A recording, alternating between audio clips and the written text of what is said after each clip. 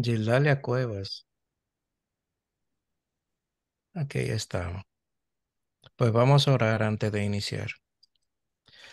Padre, nosotros agradecemos la bendición que tú nos das de haber sido llamados de las tinieblas a la luz de Cristo.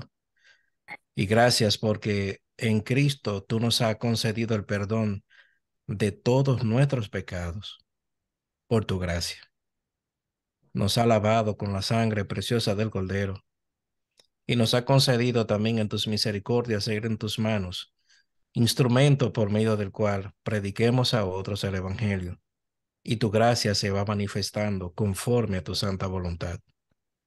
Ahora en esta preparación que estamos teniendo, en lo que humanamente nos corresponde, danos la gracia de ser bendecidos, bendecidos con tu palabra, bendecidos con la gracia y la sabiduría que tú le has dado a este hermano pastor Sugel, y con estas enseñanzas que nos motivan a hacer el trabajo al que tú nos has llamado.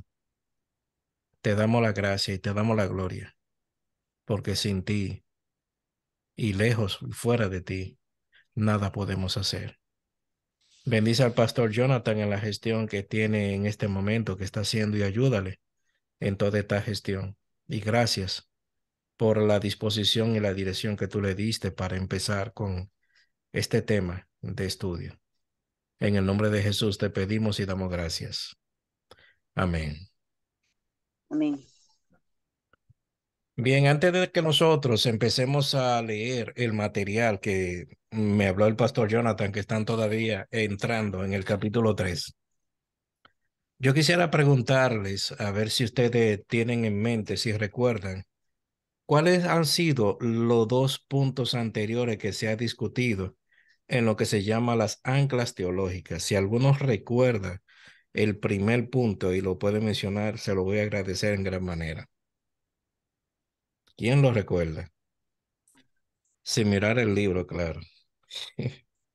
Sin hacer trampa. ¿Alguien recuerda cuál es el primer punto de la primera ancla? Son tres anclas. Las anclas teológicas. La número uno, ¿alguien recuerda cuál es el título de la primera ancla?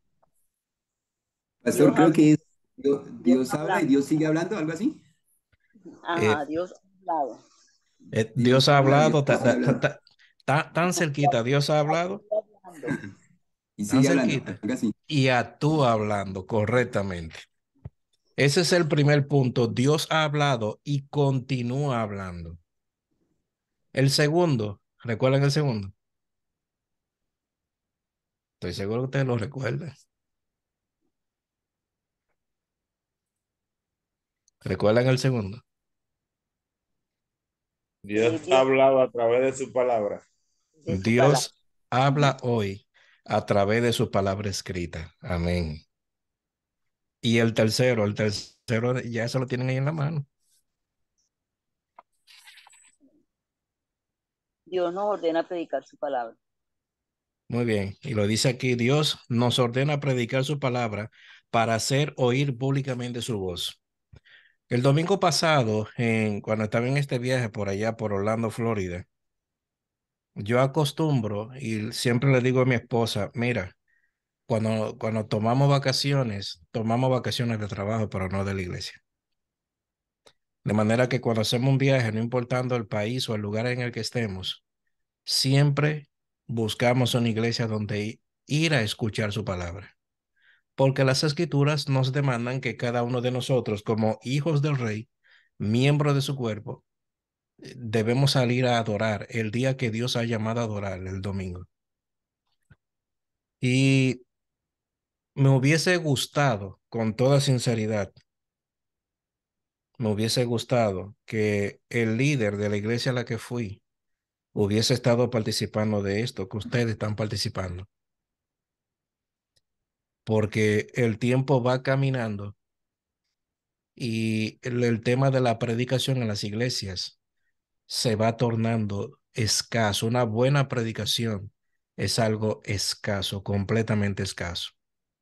Se vieron una serie de cosas que pude ver y escuchar allí.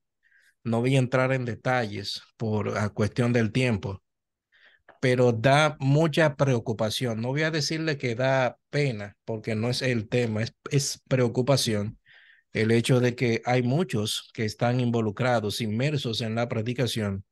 Sin embargo, a la hora de llegar a predicar, uno se pregunta, ¿de qué quiso hablar esta persona? Eso trae preocupación. Y no es porque uno entienda que uno sepa más que el otro, es porque ya nos hemos acostumbrado a ser bien alimentados. Cuando usted va al supermercado a comprar algo, usted procura comprar un buen alimento. Lo que es malo, usted empieza a desecharlo. Le dice, no, no me gusta, no es bueno, no me alimentará. Y usted elige lo que pueda darle buena alimentación. Y a eso es que generalmente uno se dirige también en lo que es la predicación del evangelio. Quiero hacerle una pregunta, hermano, si ustedes me darán una respuesta. Después de la resurrección de Cristo, ¿cuál fue la responsabilidad que Cristo puso sobre los hombros de la iglesia? Haga La, memoria. la ¿Perdón? predicación de la palabra, del evangelio. La predicación del evangelio correctamente. Y aparentemente usted ve por YouTube, va a alguna iglesia o escucha en la calle a alguien hablando y usted se pregunta, pero esta persona está consciente de que debemos predicar el evangelio. ¿Qué es lo que Cristo espera de cada uno de nosotros? Es una pregunta que debemos hacernos con frecuencia. Y aparenta ser cuando usted escucha muchas personas tratando de predicar, porque eso es lo que muchas veces te encuentra, personas que tratan de predicar. Usted se hace la siguiente pregunta. ¿Creerá realmente esta persona que la Biblia es la palabra de Dios? Ya ustedes mencionaron dos anclas teológicas. La primera, que Dios actúa, Dios habla y Dios actúa hablando. Y lo segundo, que es la segunda ancla teológica que se ve escasa en muchos casos, es esta que se mencionó como la segunda, de que Dios habla hoy a través de su palabra escrita. Y esta parte que menciono aquí, lo vi escaso en la iglesia que estuve presente el pasado domingo. La predicación que se tuvo allí, se tomó un texto, se habló de todo menos del texto, y al final se está planteando alguien se aparece allí hablando sobre cosas muy personales y particulares que dijo, y decía que Dios le dice que dijera tal cosa. Eso da preocupación, hermanos. Al final yo salí de allí con preocupación. Créame, hermano, que sí.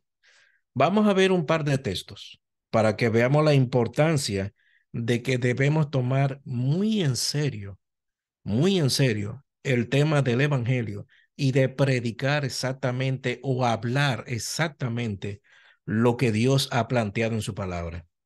Hay un texto que lo aprendí siendo joven. A pesar de que yo no vengo de una familia cristiana evangélica, sino que Dios me llama en un contexto católico romano, donde yo aspiraba a ser monaguillo, pero luego que vi ciertas cosas dentro de la iglesia que yo amaba, la iglesia de Roma, en ese momento entró preocupación y empecé a escuchar entonces a un familiar, uno de mis hermanos, que me hablaba del evangelio y yo lo escuchaba en la madrugada orando por mí, y en su momento Dios me llamó a la reconciliación con Cristo y a partir de allí a conocer las escrituras. Y un texto que aprendí desde ese tiempo, 13 años, ese texto fue para mí tan contundente y quiero esta noche compartirlo con ustedes. Alguien, por favor, que me pueda leer Jeremías capítulo 23, verso 29.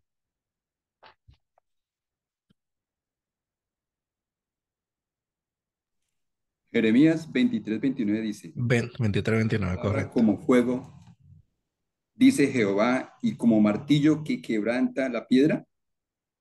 ¿Cómo Dios considera su palabra? Dice ese texto.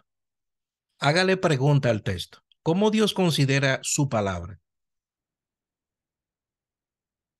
Mira que el texto lo dice claro. El texto que acaba de leer el hermano Rolando.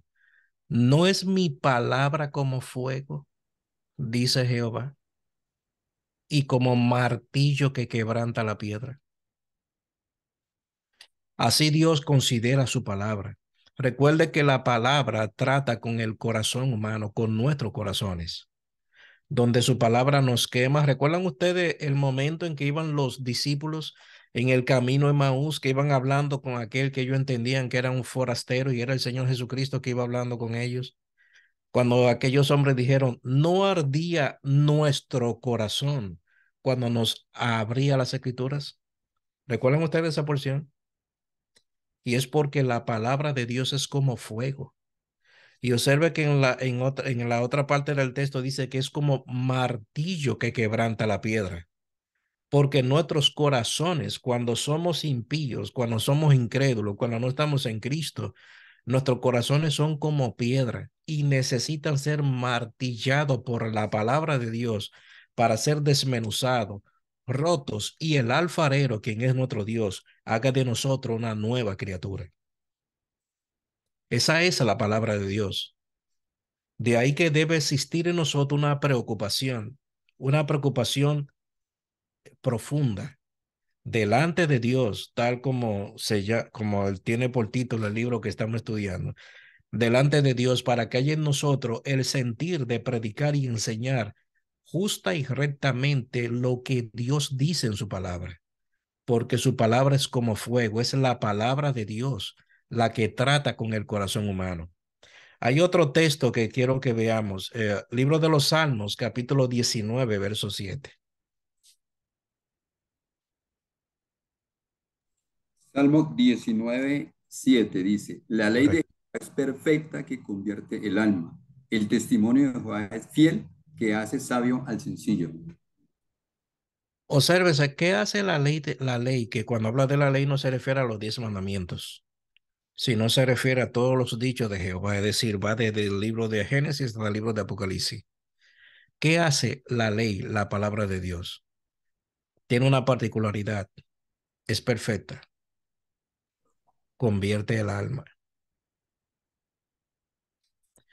Cuando, fíjense, aquí en Puerto Rico hay mucha preocupación en los términos, en lo que tiene que ver la sociedad, el gobierno, departamento de familia, porque se da con mucha frecuencia aquí y se le da mucha publicidad. Aquí en Puerto Rico se le da mucha publicidad a lo que le llaman o sea, aquí se llama la ley 54, según el lenguaje moderno. Le han puesto ahora el maltrato de género, pero en su momento se le dio el nombre correcto, que es la violencia doméstica. Y se le da aquí mucha publicidad porque se oye mucho aquí el maltrato del hombre hacia la mujer. Ayer fue asesinada una señora de 61 años, maestra, por su marido de 64. Y se utiliza un lenguaje, la intención siempre es presentar el asunto como cruel y no deja de ser cruel, pero también pasa lo siguiente, que así como aquí en Puerto Rico con mucha frecuencia se da la muerte y el maltrato del hombre hacia la mujer, algo que la Biblia lo condena, se da también con mucha frecuencia el maltrato de la mujer hacia el hombre. Y hay ocasiones que se han mencionado muy pocas veces cuando un hombre es asesinado. Pocas veces esa noticia sale a la luz pública, porque se le hace más énfasis cuando el maltrato es hacia una mujer. Sea un hombre hacia una mujer o una mujer hacia un hombre, es violencia y es condenable. Y lo cierto que se está hablando de que se están buscando alternativas para tratar de dar cierta preparación, dar cierto tipo de consejerías que tenga que ver con que el hombre no haga este asunto, pero óigame, realmente lo que hará cambio en el corazón humano es la palabra de Dios, única y exclusivamente. Hemos visto hogares restaurados, hemos visto relaciones familiares que han sido restauradas, matrimonios que han sido traídos nuevamente a restauro. Y recuerdo haber escuchado hace poco un testimonio que dio un policía aquí en Puerto Rico. Ese policía es cristiano, donde él hablaba de que generalmente, casi semanal, mencionó él, te estoy usando la palabra que él usó, casi semanal, llamaban a la policía para que fueran a intervenir en un hogar que eran constantemente personas involucradas en problemas. Y aquel policía comentaba que la última intervención que ellos tuvieron cuando fueron a donde esta familia, ella le propinó una puñalada al hombre. Y cuando llegaron ellos, él no quiso levantar una querella para que ella fuese apresada por intento de homicidio. Y él lo que hizo fue orar por ellos y decirle, busquen de Dios, esa es su única solución. Aquel policía luego contaba que él duró cierto tiempo sin saber de aquella familia y llegó un momento que haciendo rondas de patrulla, habían pasado más de 6 meses. Dice que haciendo rondas de patrulla se encuentra en una esquina que había un hermano con una bocina predicando el evangelio. Y cuando ellos están observando, las personas que están allí encontraron a esa pareja que constantemente era visitada por la policía por la violencia que había entre ellos. Lo encontraron allí y lo primero que hizo aquella pareja fue cuando vio al policía, se le acerca y le dice, Dios te bendiga, gracias, gracias por anunciarnos a Cristo. Hermano, la palabra de Dios convierte el alma. Y realmente nosotros necesitamos creer que la Biblia es la palabra de Dios que transforma, convierte, cambia, restaura. Y aunque las cosas no suceden a la velocidad que nosotros queremos, pero Dios, por medio de su palabra, opera en el corazón de los hombres y debemos creer que la palabra de Dios es el instrumento clave para la transformación de los pecadores. Hay otro texto, San Juan, capítulo 3, versículo 1 al 3. Alguien que me lee ese texto, por favor.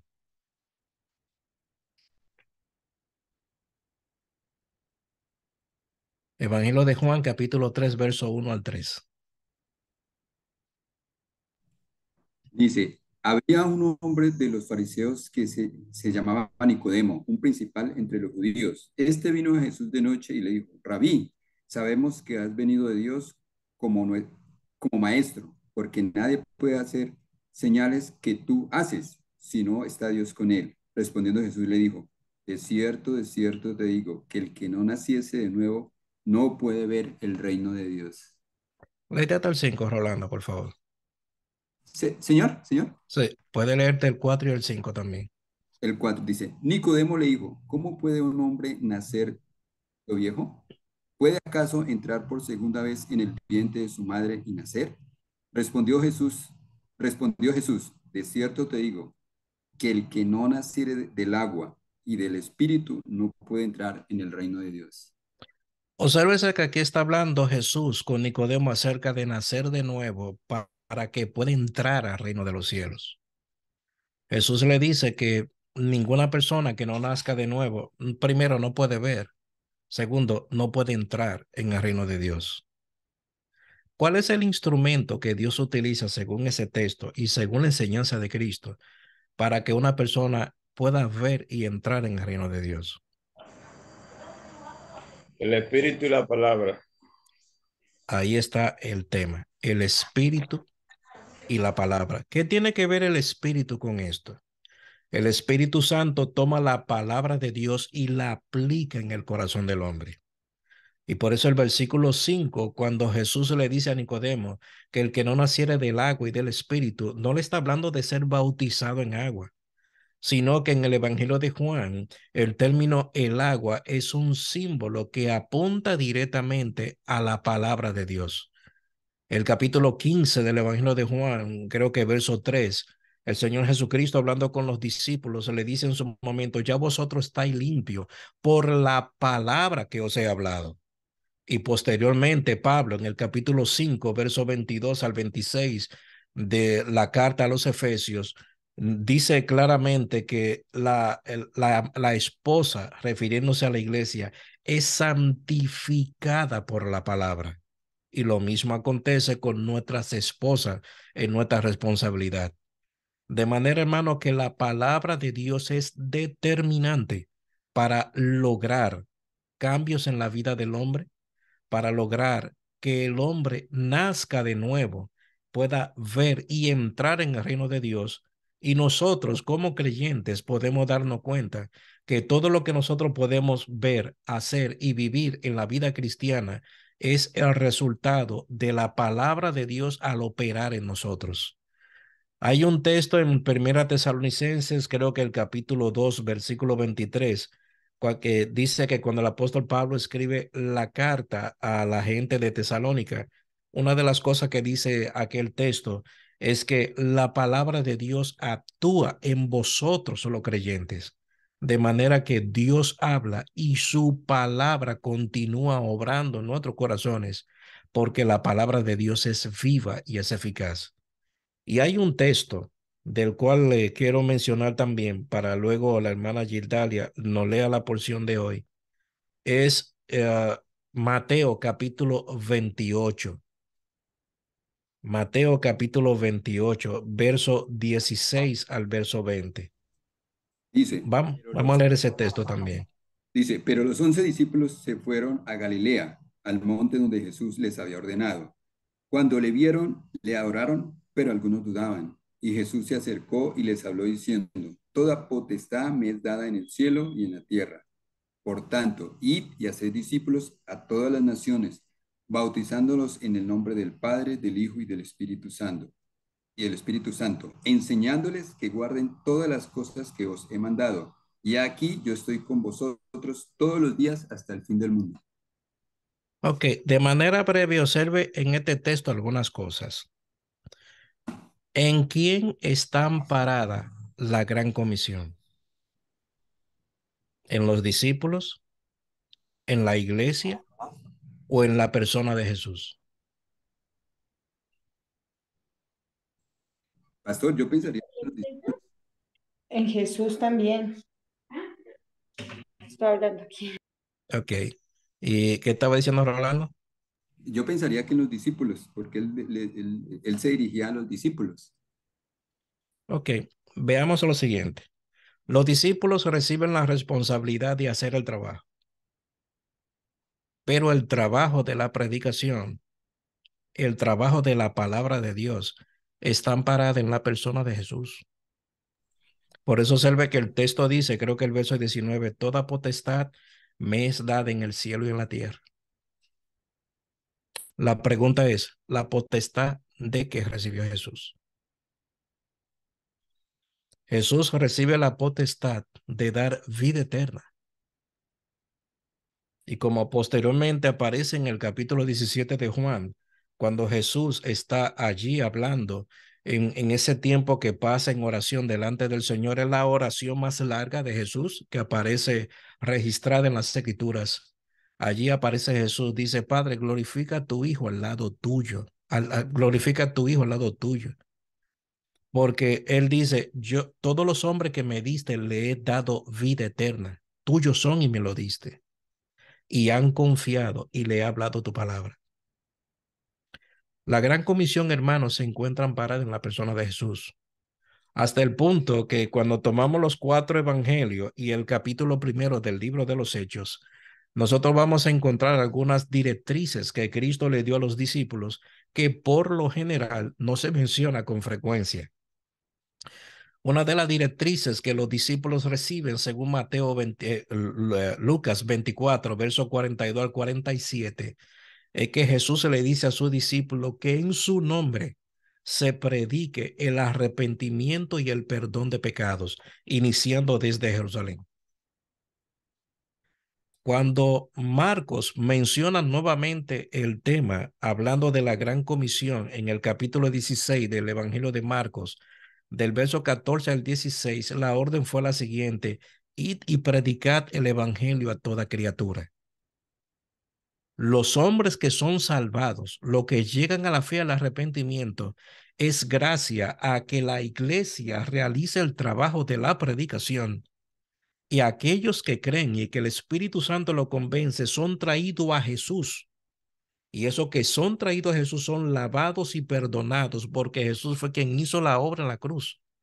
Y es en su nombre y por Cristo por quien se establece la gran comisión. Somos responsables de la predicación.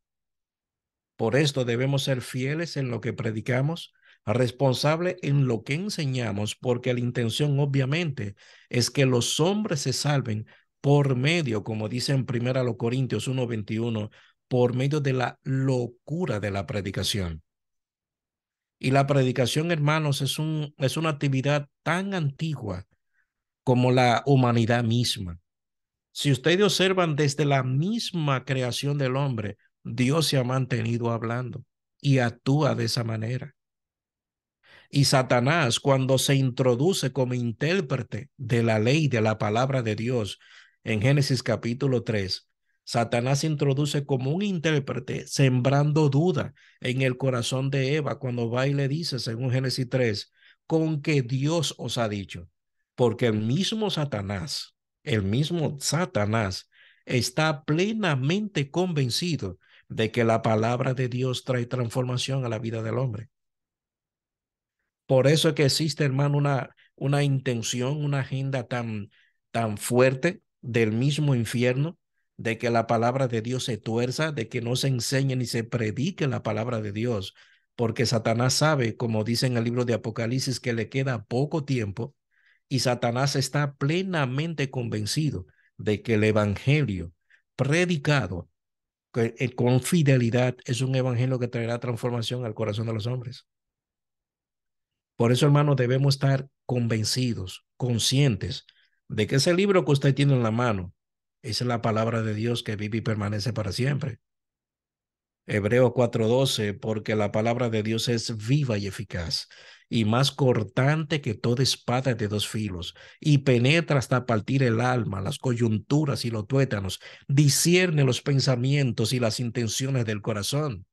Y el verso 13 de Hebreos 4 dice, y no hay cosa creada que no sea manifiesta en su presencia. Antes bien, todas las cosas están desnudas y abiertas a los ojos de aquel a quien tenemos que dar cuenta.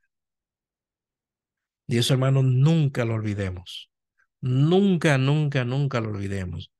Que se nos olvide nuestra dirección para llegar a casa, cosa que difícilmente pasará. Que se nos olvide nuestro nombre. Que se nos olvide nuestra fecha de nacimiento. Trata de que no se le olvide su fecha de matrimonio porque lo matan. Pero no olvide también estas tres cosas, estas tres anclas de la predicación. La primera, Dios habló y Dios actúa hablando. La segunda, Dios habla y continúa hablando por medio de su palabra escrita. Y la tercera es la que vamos a ver ahora, de que a Dios le importa. Hermano, oiga esto. A Dios le importa, a Dios le interesa que su voz sea dada a conocer públicamente, y esto por medio de la predicación. Quería dar esta introducción, traté de ser lo más breve posible, pero hermano, tratemos siempre de creer en las escrituras, y procure memorizarla. No importa la edad que tengamos, procure memorizarla, que la palabra more con abundancia, como dice en Colosenses 3:16, que la palabra de Cristo more en abundancia en nosotros. Tratemos de memorizarla, porque ella, en la medida que ella forma nuestra carácter, la palabra de Dios incluso será un instrumento poderoso en las manos de Dios y el Espíritu Santo tratando nuestras vidas para que nuestros corazones no se endurezcan por el engaño del pecado. Quería plantearle eso. Si hasta este punto alguno tiene alguna pregunta, algún comentario que quiera decir, pues que se exprese. Yo no sé si el hermano Jaime puede ver a los que están en la conectado, que yo veo aquí muy poca, porque la pantalla no me ayuda mucho con esto. Sí, hermano, yo lo puedo ver conectado. Los hermanos, pues, si quieren comentar, pueden levantar la mano y yo le doy paso. Bueno, si hay algún hermano que tiene algún comentario, alguna pregunta o alguna duda, con toda libertad que lo haga. Muy bien, parece que no, pues hermana Gildalia, usted es la lectora oficial en esta noche. Capítulo 3. Dios habla hoy a través de su palabra. No, espérate, que no es. Me la No, estoy. empezamos. La prioridad de Jesús. Correcto. Yo me quedé en el capítulo 2. Se quedaron en este Eh, subtítulo, la prioridad de Jesús, se quedaron allí. Sí, nos quedamos para esta noche allí. Y porque la semana pasada, como yo estaba de viaje, no estuve presente, pues eso, ok, aquí lo tengo. Pues mi hermana, ahí estamos. Comenzamos. Sí, muy bien. Ajá. El Señor hizo muchas cosas extraordinarias durante su ministerio. Echó fuera demonios, sanó a los enfermos, resucitó a los muertos, caminó sobre las aguas, calmó el mar tempestuoso. En 2 ocasiones alimentó a un gran número de personas con unos pocos panes y unos peces. Pero cuando Marcos quiere resumir el corazón de su ministerio en Galilea, simplemente nos dice que predicaba el Evangelio del Reino. Marcos capítulo 1, versículo 14. Jesús no vino con la prioridad de ser un sanador o un hacedor de prodigios, sino un predicador. Y no permitió que nada le impidiera llevar a cabo esta labor. Esa fue una de las lecciones difíciles que los apóstoles tuvieron que aprender desde que comenzaron a seguir a Jesús. En el capítulo 1 del Evangelio de Marcos, el Señor se encuentra en medio de una actividad frenética, llevando a cabo un intenso ministerio de sanidad y echando fuera demonios, de tal manera que toda la ciudad se agolpó a la puerta, esperando de él algún tipo de beneficio. Marcos capítulo 1, versículos 32 al 34. Y debemos suponer que los apóstoles estaban viendo con entusiasmo el éxito evidente de su maestro. Pero al día siguiente, siendo aún muy oscuro, el Señor se levantó y fue a un lugar desierto para tener comunión con su Padre en oración. Marcos 1:35. En algún momento de la noche del día anterior, Jesús se retiró a descansar y muchos no pudieron ser sanados, lo que provocó otra avalancha de personas que se agolparon de nuevo en la puerta de la casa. Y los apóstoles entraron en estado de pánico. Abre paréntesis. De haber estado allí con toda seguridad, yo también había reaccionado igual que ellos. Una multitud de personas necesitadas invadió la casa pidiendo ayuda, pero Jesús había desaparecido. Y le buscó Simón y los que con él estaban, y hallándole, le dijeron, todos te buscan. Marcos capítulo 1, versículos 36 y 37. Casi podemos escuchar el tono de reproche de estas palabras. La casa está asediada de personas llenas de problemas que demandan atención. Y tú decides apartarte para tener un tiempo de devoción personal. ¿Qué se supone que debemos hacer nosotros con toda esa gente? La respuesta de Jesús es tajante y clara. Él les dijo, vamos a los lugares vecinos para que predique también allí, porque para esto he venido. Marcos capítulo 1, versículo 38. Énfasis agregado. Jesús no podía permitir que las necesidades de la gente le impidieran llevar a cabo el ministerio que el Padre le había encomendado. Predicar el Evangelio del Reino. Esa era su prioridad.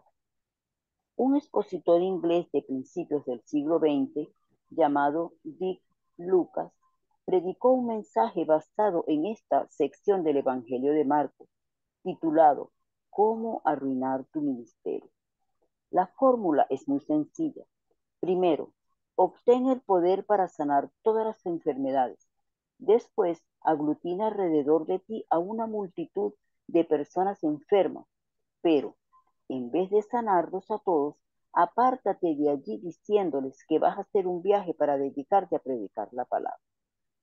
Estoy seguro de que para cualquier pragmático sensato de aquellos días era más evidente que Jesús debía enfocar mejor sus prioridades. Pero el Señor sabía que todos los que eran sanados irían de todos modos al infierno, a menos que la palabra predicada y la gracia salvadora de Dios interrumpieran su depravación, traducido por el autor. Siendo un hombre compasivo, o, para ser más preciso, la compasión encarnada, Jesús nunca permitió que las necesidades temporales del ser humano ocultaran su vida, su necesidad más apremiante. Ocultaran de su vista su necesidad más apremiante. Como dice el famoso predicador inglés del siglo XX, Martin Jones, él no vino al mundo para sanar a los enfermos, a los cojos y a los ciegos, o para apaciguar tormentas en el mar. Él podía hacer tales cosas y las hizo con mucha frecuencia, pero todo era secundario, no lo principal. Su prioridad era predicar la palabra. Marcos capítulo 1, versículos 21 y 22, Marcos capítulo 2, versículos 2 y 13, Marcos capítulo 4, versículos 1 y 2, y Marcos 6, versículo 2. Muy bien, una pregunta para que hagamos algún tipo de comentario aquí. ¿Alguno de ustedes había visto el ministerio de Cristo desde esa perspectiva? Por la gracia de Dios, ya lo había visto en la Biblia. No, Hoy lo vi Y más claro, yo, pastor. yo, ¿quién va a hablar? ¿Yo? ¿Hablo? Sí, ahora hermano, expreses. Buenas. Yo, por ejemplo, estoy comenzando a conocer de Cristo y le doy gracias primero por todo lo que estoy aprendiendo con ustedes, con todos. Y sí me he dado cuenta porque uno al comienzo busca a nuestro Señor como un mago, ¿sí? Ay, el que nos da, Señor, quiero tal cosa, Señor, quiero tal otra, pero en realidad en ningún momento nos ponemos a mirar qué es en realidad la palabra, ni vamos es porque nos sane o porque nos dé un trabajo, porque nos dé cosas, porque desafortunadamente nosotros acercarnos a Él es así, por problemas, uno tiene que caer en la aflicción para poder buscar de Él, y no lo buscamos sino como un beneficio realmente. Hoy en día no. Para mí, yo hoy en día le doy gracias a Dios porque me está aclarando cada día más la mente. Pero sí, en una época sí, lo hacía así. Recuerdo que una vez decía el pastor Sujel Michelén que muchas veces vemos a Cristo como genio de la lámpara maravillosa con psiquiatra todopoderoso. Amén. Marmolejo puede abrir su micrófono.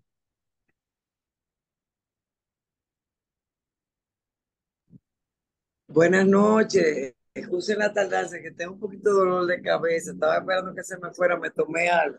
Iba a decir exactamente lo que usted dijo, hermano. Dice no, porque y realmente yo tuve también así, que uno va para que le resuelvan todos los problemas.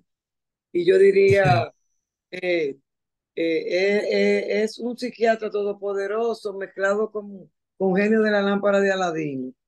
Entonces, eso mismo es lo que yo iba a decir. Y realmente uno se acerca al Señor recién convertido, con todo y que mi mamá era evangélica de los 8 años y cantaba en el coro de Barahona. Y siempre me puso la palabra desde niña. Nos llevaba, mi mamá nos llevaba y nos sentaba. Bueno, en fin, eso es otra historia. La cosa es que uno va para que si tiene problema con el marido, que se lo resuelve. Si tiene problema con los hijos, que se lo resuelve. ¿Sí? O sea, y no es así. Y también uno no entiende por qué debe sufrir, porque se supone que si ya yo estoy con el Señor, yo deben de estar todas las cosas resueltas. Pero ¿qué pasa? Con los años uno entiende que cuando tú manifiestas la fe, ahí es que comienzan los problemas y grandes. Mm. Gracias. Y fíjense, algo es cierto. ¿Continúa Dios sanando el día de hoy? amando. Ok. Sanando. Sanando, sí, claro que sí. Claro que sí. Sí, Claro, y hermano, el Sí, Señor sigue es salvando. más, nos restaura, restaura familias y todo. Es de buscarlo Sí. de corazón, es de tenerle amor, de buscarlo a él más, no buscar beneficios. Ujú. Porque fíjense, Dios se caracteriza, uno de sus atributos de su carácter es que es un ser misericordioso. Y en su misericordia, Dios continúa haciendo obra. Una de sus obras es que Él sana, ya sea que lo hace directamente o ya sea que Dios utiliza un medio para sanar, que son los médicos, una medicina, etcétera. Porque recordemos que nuestro Dios es un ser soberano, tiene control de todas las cosas. A Dios no se le escapa absolutamente nada del manejo de su control y de su voluntad, pero Dios utiliza medios. Hay algo de la soberanía de Dios donde vemos que Dios utiliza medios. Hay ocasiones donde Dios esos medios no los utiliza y hay ocasiones donde Dios aún opera en contra de esos medios, porque aunque son medios, no son indispensables para que su voluntad se cumpla. amén, Es- hermano. Y es Ten- algo propio de su voluntad. Amén, hermano. Tenemos a la hermana Wendy con la mano levantada. Mi hermana Wendy. Sí, pastor, soy el esposo.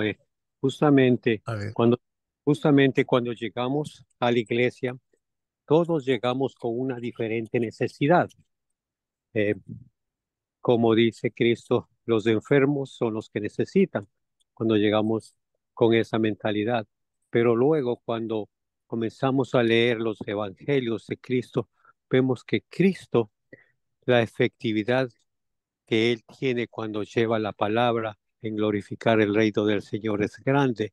Entonces es la mejor enseñanza que tenemos nosotros en cómo llevar el Evangelio de esa manera. Entonces yo entiendo que una vez que comenzamos a escudriñar las escrituras, vemos que el Señor nos pide que llevemos un Evangelio efectivo. Gracias, hermano. Muy bien. Sabe que entre las partes que estuvo leyendo la hermana Gildalia, me llama mucho la atención ese hecho de que aunque aún había muchas necesidades físicas de salud en la nación de Israel, el ministerio de Jesús se concentró en la predicación, porque como dice en otro lugar, es mejor entrar tuerto o cojo al reino de los cielos que estar excluido de ese reino estando sano. Y muchos de nosotros tal vez en los tiempos que tenemos de creyentes y hemos podido ver, y eso yo pude verlo en una ocasión, voy a utilizar un nombre para recordar a alguien que recuerdo cuando tenía unos 16 18 años. Rivera, mencionaré un nombre, Rivera. Rivera tuvo un accidente automovilístico. Esa noche, ese accidente fue fruto de que andaba con un grupo y andaban borrachos. El accidente se da cerca del lugar donde vivía Rivera. El que iba manejando se durmió, borracho, alta hora de la madrugada, alta velocidad. Se estrellan y murieron varios. Y Rivera fue uno de dos sobrevivientes de aquel accidente. Rivera se fracturó la, ¿cómo se llama? La cadera y una pierna en tres partes. Y iban a operarlo. Y Rivera contó que una señora el día antes de operarlo fue a su habitación, le habla el evangelio, ora por él y le dice, ¿quiere que Dios te sane? Sí, ora por él y acontece un milagro, porque los milagros se siguen dando. Pues cuando van al otro día a operar, que nuevamente hacen placas, el médico dice, ¿qué pasa aquí? Porque ayer este hombre tenía fracturado una pierna en varios sitios y iban a colocar, ¿cómo le llaman estos? Clavos. Y Rivera salió de allí, le dieron de alta porque lo que habían visto en los estudios anteriores ya no existía. Y Rivera llega a la iglesia empieza a comentar todo lo que había pasado. E incluye esta señora que va a hablarle un domingo en la mañana, un domingo al mediodía, y ora por él. Y él decía que él sintió en su momento que algo estaba sucediendo en sus huesos. Pues Rivera estuvo con nosotros en la iglesia durante 6 meses. Al sexto mes, Rivera hizo como dice allí en el libro de Proverbios, volvió otra vez al mundo. ¿Dónde está Rivera? Y eso pasó durante el ministerio de Jesús también. Hubo muchos que Jesús sanó. ¿Recuerdan el caso de los 10 leprosos? Dice que cuando Jesús le dice que vayan al sacerdote y se presenten, cuando iban que vieron todo que estaban sanos, uno solo se devolvió a darle gracias a Jesús por el milagro que había recibido. La sanidad que Dios opera es una obra de misericordia, pero no es una garantía de que la gente diga, yo creí en Cristo porque Él me sanó, porque mucha gente busca su beneficio personal. Por eso Selva Jesús se concentró básicamente en la predicación del Evangelio, que eso es lo que trae sanidad al alma humana, perdón de pecados y herencia entre aquellos que van a entrar al reino de los cielos. No Amén, tenemos... hermano. Tenemos la hermana Yesenia que quiere comentar y después el hermano Henry Rodríguez. Muy bien. Bueno, yo les voy a contar algo que me sucedió hace poco. Em, Fue un familiar X donde mi paciente y le dijo a la esposa de mi paciente que, ay, que a ella la operó el santo José Gregorio, que le hizo una operación en la columna, que al otro día apareció con unos algodones untados de sangre y que ella se siente muy bien ahora, porque antes los médicos le habían dicho a ella que ella tenía 3 hernias discales y que esas hernias era difícil operarlas y hasta que ella no se nivelara del azúcar, bueno, un poco ¿no? de cosas que ella tenía, no la podían operar. Y ella le dio por irse por allá para donde está el santo ese y le hicieron eso. En ese caso yo dije, ay señor, así como utilizan el enemigo, yo digo que eso fue el enemigo utilizando a esa imagen, porque eso sí que toca hacer el rito, que hay que rezar, que hay que poner una vela, que no sé qué, que no sé cuánto. Y yo decía, si nosotros buscáramos, yo entre mí, yo decía, si nosotros buscáramos más de Jesús, no estuviéramos en ese, en esa ceguera que hay, la gente se ciega. Amén, Miren, hermano. Hermano Henry después y tenemos que seguir con el libro. Bueno, mi hermano, lo que quería era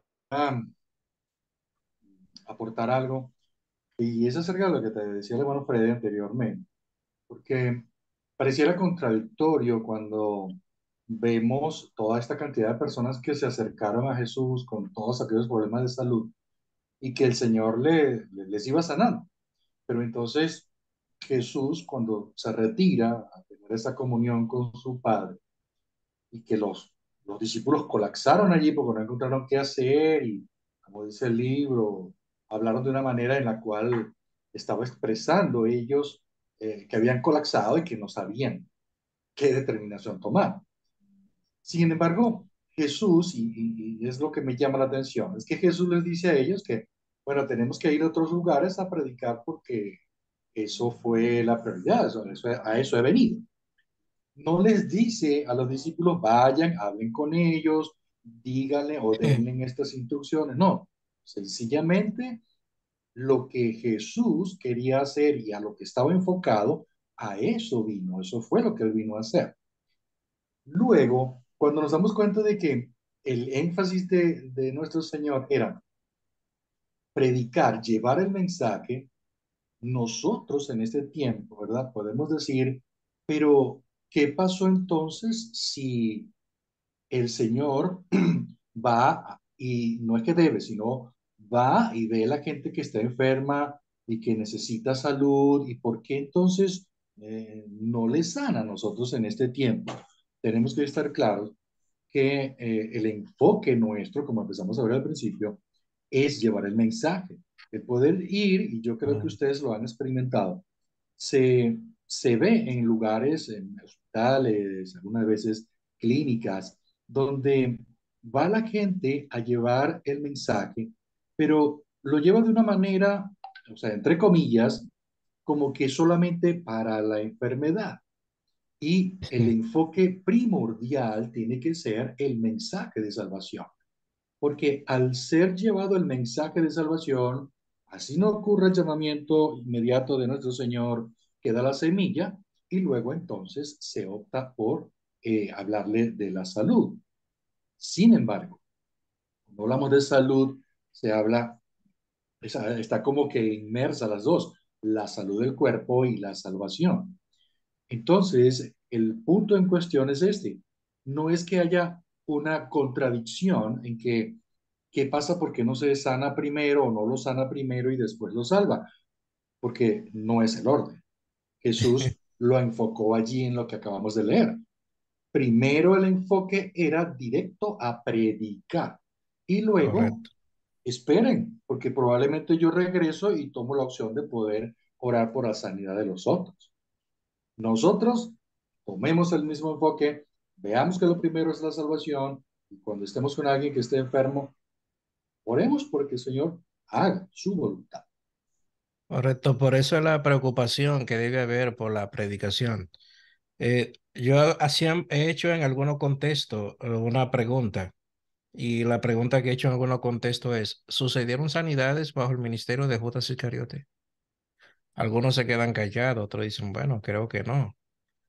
Y, pero esa era una de las señales que acompañaban a los apóstoles antes, antes de que viniera el momento el asesinato de Jesús. Bien, vamos a ver si nos da tiempo a leer la otra parte sobre la prioridad de los apóstoles. Perdón, hermano. Sí. Pastor Jonathan tiene la mano levantada. No sé si va. Y gracias a que tú lo ves, Jaime, que yo no, mira, yo nada más tengo tres pantallitas aquí. Dios le bendiga, mis hermanos.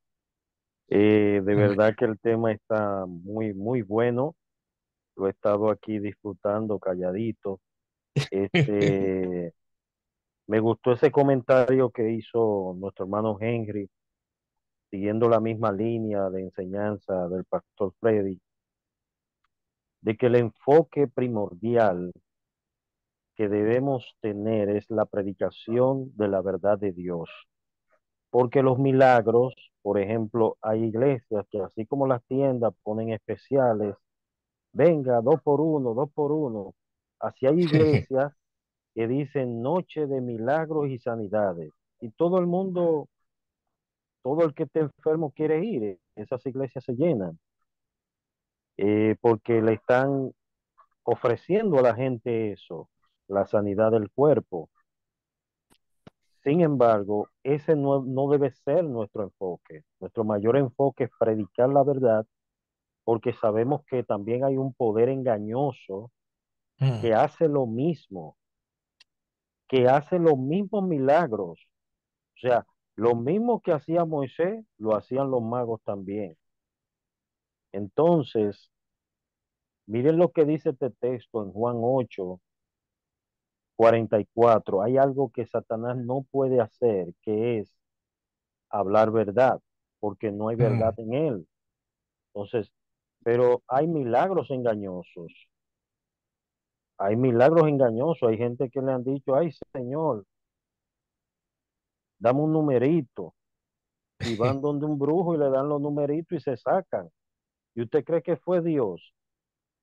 Entonces hay milagros engañosos para que la gente siga creyendo en la lotería y siga jugando. Y cada vez que dice, ya yo no voy a jugar más, se saca un palet para estar amarrado a ese vicio.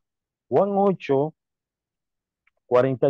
dice, Jesús le dice enérgicamente, vosotros sois de vuestro padre el diablo, y los deseos de vuestro padre queréis hacer. Sí, señor. Dice que él ha sido homicida desde el principio y no ha permanecido en la verdad porque no hay verdad en él. Usted oyó, en Satanás no hay verdad. Todo lo que hay es mentira y engaño. Dice, cuando habla mentira, de suyo habla porque es mentiroso y padre de mentira. Entonces, bueno entender esto, hermanos.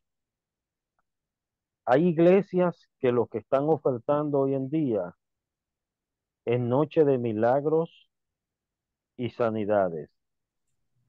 Mm. Sin embargo, no están enseñando la verdad, no están enseñando, no están predicando el evangelio. Entonces Cristo es enfático, dice, para esto he venido.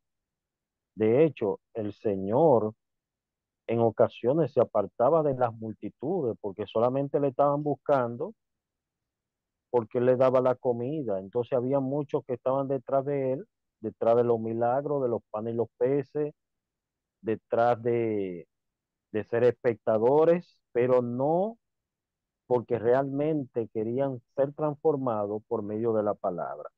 Entonces, hasta aquí mi comentario. Dios le bendiga. Continúe. Bueno, vamos a tomar un par de minutos más para leer esta parte, que se nos va a tomar, pienso que algunos 2 o 3 minutos. La prioridad de los apóstoles. Hermana Gildalia, hasta el próximo subtítulo, por favor. La prioridad de los apóstoles. Y aquello que fue una prioridad para los apóstoles del Antiguo Testamento, para Juan el Bautista y para el Señor Jesucristo, también lo fue para los apóstoles. Desde el momento en que fueron apartados por el Señor, quedó claramente establecido que el propósito de su elección era para que estuviesen con Él y para enviarlos a predicar. Marcos capítulo 3, versículo 14. Énfasis agregado. Luego de su resurrección, Jesús les encargó solemnemente predicar en su nombre el arrepentimiento y el perdón de pecados en todas las naciones, comenzando desde Jerusalén. Lucas 24, versículo 47.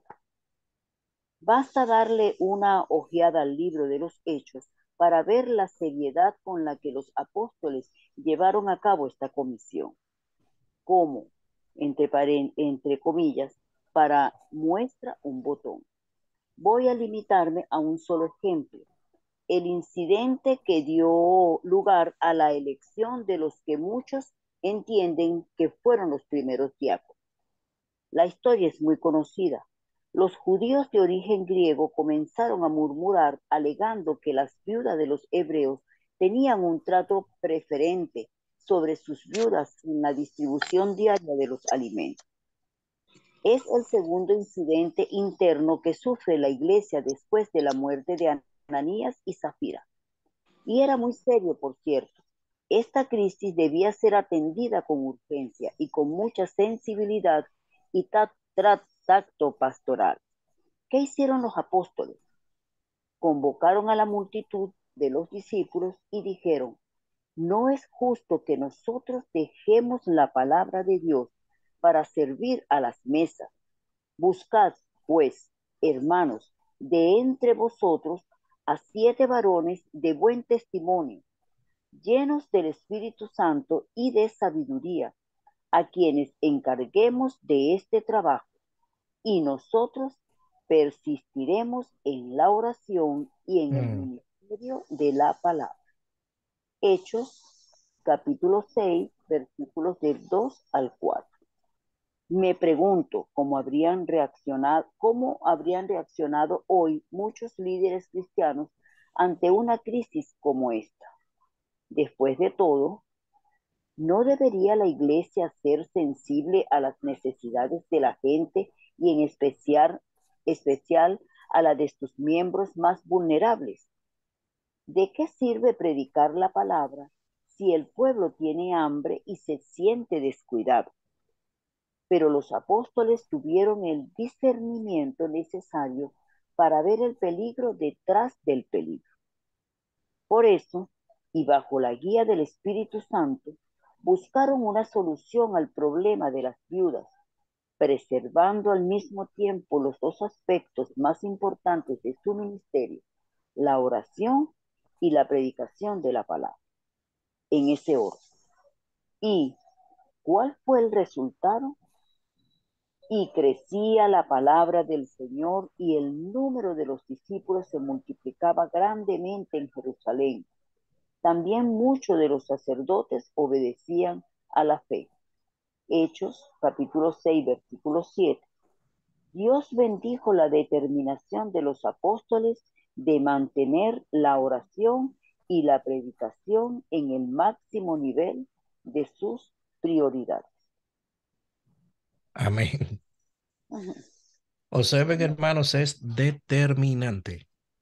La predicación evangélica tiene prioridad sobre muchas cosas que nosotros creemos que tienen mayor importancia.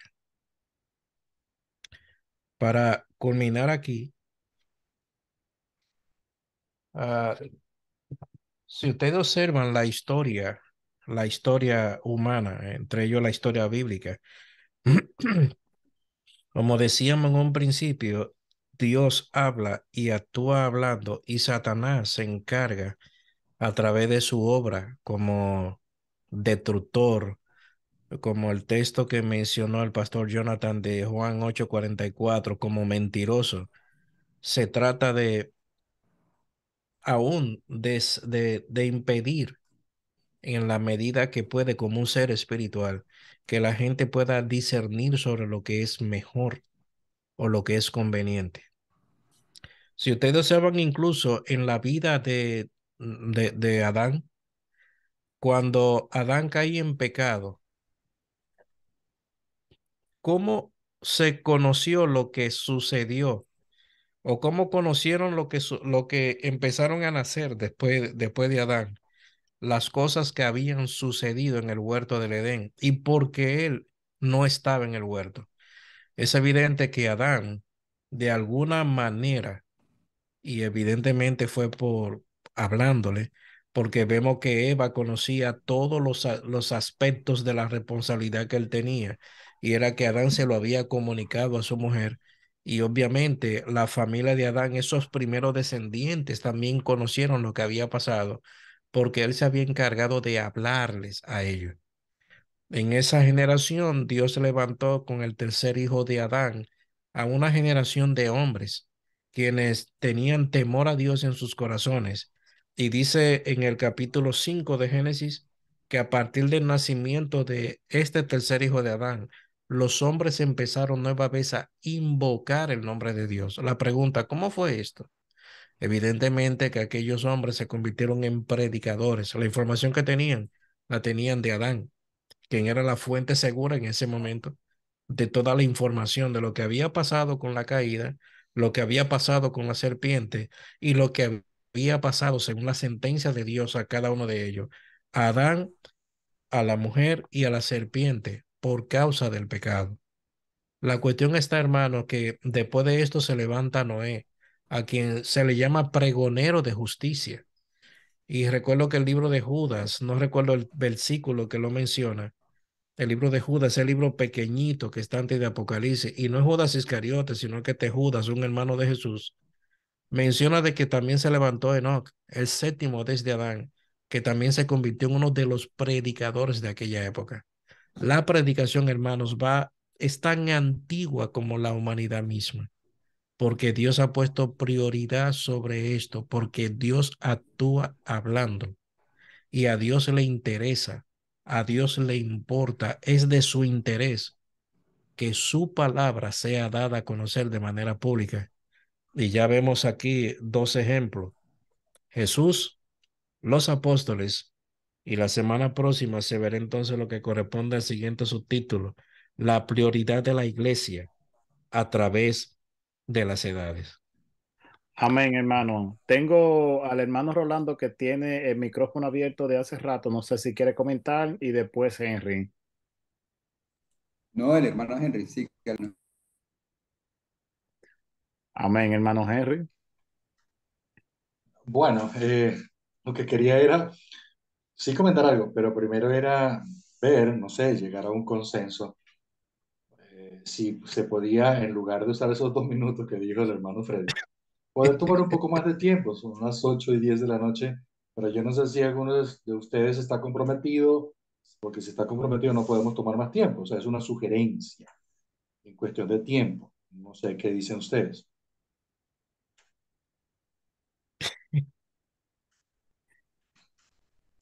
Bueno, hermano, podemos hablar del tiempo ya para el próximo, pero cada hermano tiene una agenda que hacer, entonces podemos darle el espacio a Wendy o si usted lo puede abreviar un poquito lo que quiere comentar. Ok, sí, ciertamente entonces vemos como en el mismo orden que viene la lectura, vimos cómo, por supuesto, aquí comienza los apóstoles, la prioridad de los apóstoles, hablando de que era la prioridad para los profetas. De hecho, lo vimos y también vimos cómo Juan el que bautizaba también no era lo primordial hacerlo del bautizo o decir lo que se hablaba en nombre de Dios, sino era predicar la palabra. Por supuesto, entonces, que para los apóstoles fue lo mismo. Cuando esto ocurre y que ellos, la intención de Jesús era poderles dejar bien asentado de que tenían que llevar ese mensaje prioritariamente antes de cualquier otra situación o cualquier otra cosa que pudiesen hacer, como decir, en algún trabajo u ocupación u oficio que tenían que hacer, siempre era lo primordial el mensaje, llevar la palabra. Es como nuestra identidad actual. Usted cuando está predicando, los que predican, los que podemos estar predicando en la iglesia o llevando el mensaje de salvación a otros o como educadores. Entonces, ¿cuál es nuestra identidad? Nuestra identidad debe ser el enfoque en la escritura. La escritura para nosotros debe ser nuestra, ¿cómo decir? Esa marca que podemos llevar en la frente y poder decir, la palabra aquí es lo primero que yo debo hablar, porque es lo que nos toca. No podemos nosotros hacer o hablar, argumentar algo que esté fuera de la escritura, porque es la forma como nosotros tenemos que vivir. Por eso los apóstoles, cuando se les presentó esa situación, de que las viudas estaban teniendo esa murmuración, pues esto no puede seguir y nosotros por supuesto no vamos a estar para tomar ese tipo de actividades, lo que a nosotros nos toca es el mensaje. Por eso entonces asignan a estas personas para que puedan tomar eso. Nosotros en la actualidad y viendo lo que hacen, la prioridad que se le dio a los apóstoles es la misma. El comentario del libro habla de que muchos líderes cristianos ante una crisis como la que ocurrió en Hechos 6, ¿cómo reaccionarían? Entonces, vienen los argumentos, porque aún dentro de la iglesia nos conseguimos hermanos hermosos y preciosos, pero que todavía tienen como aquello que viene de otras iglesias o información que se ha dado en otras iglesias, de que no, de que hay que atender a la gente como tal y luego le hablamos de la palabra. No funciona. Entonces, dentro de la misma congregación, podemos encontrarnos situaciones como estas, pero tenemos que ser muy, con ese tacto que dice la escritura, el párrafo allí, con mucho tacto, poder decirles, el orden es este. Si es cierto, tenemos que orar, pero la predicación es lo primero para cada uno de ellos. Hasta allí mi participación. Amén, amén. Hermana Wendy. Sí, pastor, soy el esposo. Quería comentar eso que se nombró sobre Hechos, cuando la prioridad es la palabra, pero justamente es la naturaleza de la iglesia la que nos están enseñando ahí, donde hay dos puntos: la prioridad, la palabra, la Biblia, y la segunda, el ministerio de la misericordia, en donde la preocupación en este caso está en las viudas, y eso nos da a entender que también es importante el ministerio de la misericordia. Entonces, como primer punto, la prioridad del Evangelio de Cristo. Y segundo, el ministerio de misericordia. Eso es todo. Gracias. Amén, hermano. Pastor Jonathan. Sí, excelente. Bueno, yo creo que ya con esto cerramos por esta noche, dando gracias a todos los hermanos que están ahí conectados y gracias por sus comentarios. Con relación al comentario más reciente del esposo de Wendy, tengo para decirles que precisamente el énfasis que hacían los apóstoles para el ministerio de misericordia, de ayuda para las viudas, era que se eligieran diáconos para ese ministerio. Es decir, principalmente los apóstoles estaban enfocados en dos cosas, que era lo que menciona el texto, en la oración y en la palabra, en el ministerio de la palabra. Es decir, un pastor en una congregación debe estar consagrado para ese ministerio, para, para dar, si es pastor, debe darle seguimiento a las ovejas, debe apacentar las ovejas, debe ser un hombre de oración y debe también estar apto para enseñar, es decir, ejercer el ministerio de enseñanza.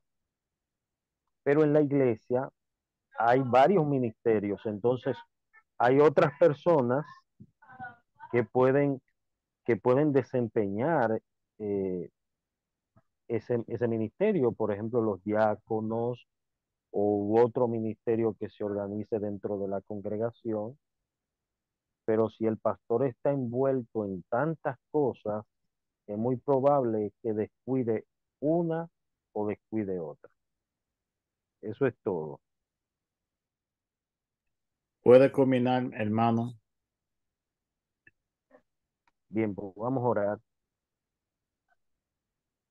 Amante Padre, te damos gracias, Señor, por esta noche tan maravillosa que hemos tenido y gracias, Señor, por el pastor Toledo, por usarlo, Señor, como un instrumento para enseñarnos tu palabra. De igual modo, Señor, concédenos corazones, eh, Señor, que sintamos compasión por las demás personas.